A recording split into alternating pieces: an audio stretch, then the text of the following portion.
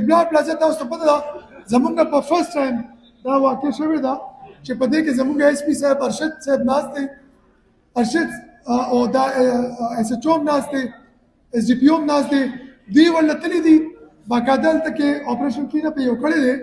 خو کار پکې ډېر دی تاسو ته پته ده بېګا د شپې څه چې فقیر آباد تاڼې وزټ له تللی وم دا ایس ډي پي او ایس ایچ او ناست دي دوی ته ما دا هدایت وکړو چې ګوره د دې دا خبره ټیک ده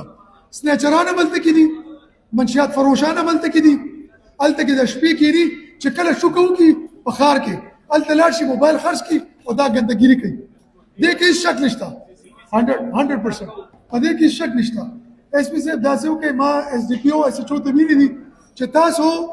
د دې بهر ناکې ولګوئ که دننه دې خفه کېږي نو تاسو بهر ناکې ولګوئ که